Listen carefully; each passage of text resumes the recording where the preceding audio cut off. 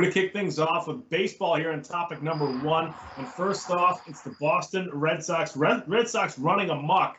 I was actually at the game on Labor Day on Monday and seeing what happened where the Red Sox were up 7-1 with Chris Sale on the mound. They end up losing this game with a bunch of errors and a bunch of runs given up in the middle of the game. Brandon, it was brutal. Red Sox not looking pretty right now. Yeah, I mean, that really was not good. I mean, especially that game. I think what it says right there, embarrassment at Fenway, is pretty correct. And it's like, I was talking to a couple of my family members, and we were talking about how they had 4 errors in the game. And we were talking to, like, and maybe you can even correct me on this because I'm not a big baseball guy, but I was saying, like, pretty much for every error is almost a guaranteed run in professional baseball at this point. So it's like 4 errors or, 4 runs given up right there automatically just on their own unforced mistakes. So it's just really one of those things where you can't have that and expect to win the game, especially in professional baseball. And I think, on average, you generally just see like maybe 1 error a game across most, baseball games. So to have 4 from one team, that's kind of a big deal. And it really cost them in that game and obviously cost them the win. And then it was a shock also because we had, our ace on the mound, Chris Sale, out there, and to have him, I don't know, I kind of want to say didn't get enough support, realistically, didn't get enough support from the defense and didn't get enough support from the bats as well. And then I was even saying, to be honest, for both teams, it was kind of an embarrassment. If you look at the score, I mean, it was 11-10. Is that correct? Right? Yeah. So I'm like an 11-10 game in baseball. There's not really much good to talk about for both teams, to be honest.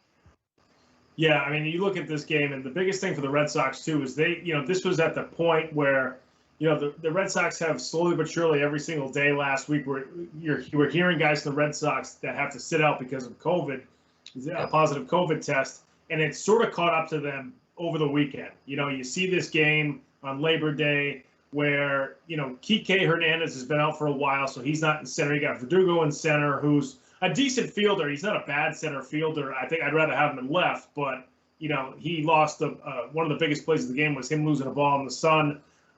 You don't have your top middle infielders in there because Bogarts is out, Brandon Arroyo's out, second baseman, so you're playing with backup shortstops and second basemen who are either call-ups or random guys that they've picked up, or they even went out and got Jose Iglesias, who was in the Red Sox organization a few years ago before he was traded to Detroit.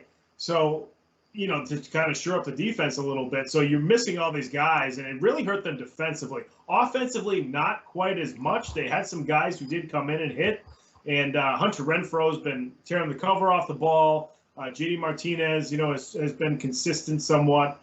But, not having that defense there, Chris Sale wasn't, as sharp as he's been since he's come back from his injury in this particular start. So he really needed the defense to kind of pick him up a little bit, and they did not do that. And then they made things worse by making a couple more errors throughout the game. So, defense does matter in baseball. I mean, we think that it's just pitching and bats, but defense does matter too. Anytime you watch one of the World Series teams, one of the Red Sox teams that won the World Series, you'll see that they played really good defense, whether it was having a really good defensive first baseman, the middle infield. They always seem to have a good defensive outfield the years that they win the World Series because it's so tough to defend, right field. That's always a really tough area. That's why a guy like Mookie Betts was out there, because you almost have a center fielder playing right field because it's such a vast area out there in Fenway Park. So, the defense was sorely lacking at Fenway the other night, and that's what happened. And then they lost again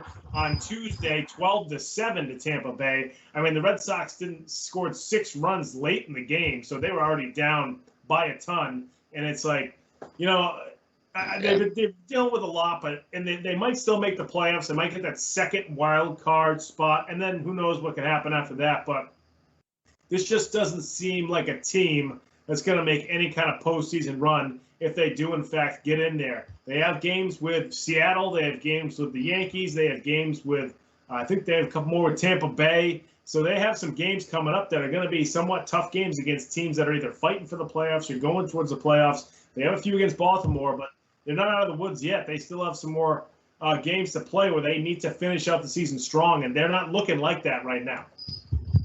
Yeah, I think you're 100% correct there, where they've got to make a push here down the stretch if they're looking to make it into the playoffs. And I will say the good thing for them is the Yankees have been on a slight downfall over these last few games, losing a few games here in a row as well, to maybe come back a little bit down to earth, because they've been, the hottest team in baseball, I'd say, after the break. So that's good that they're coming back a little bit down to earth and have lost a few games, and that helps the Sox out. But I mean, honestly, if you're any team in any sport, you don't want to leave it to your opponent to get you into the playoffs. You want to take control of your own destiny. So they're going to have to do that and win some games here down the stretch. But I think the COVID effect definitely has to come into play right now, where, the coach was just talking about recently how Kike Hernandez was hit pretty hard by COVID, and it was taking him a long time to recover. And they're saying now Arroyo is kind of showing a lot of symptoms and is kind of symptomatic as well. So it's really one of those things where we've talked about it, that COVID is going to be affecting pretty much every professional sport across the globe for the foreseeable future. And it's something that they're going to have to adapt with. But, it's definitely a bad time, especially for the Boston Red Sox, to have to be dealing with those issues when you're trying to win some games down the stretch. But hopefully they'll get it done. We'll definitely be rooting for them, and we'll be rooting against the Yankees. That's for dang sure. Folks, if you like this show, you're watching it right now on YouTube, make sure you subscribe to our YouTube page. That's Comeback Sports on YouTube.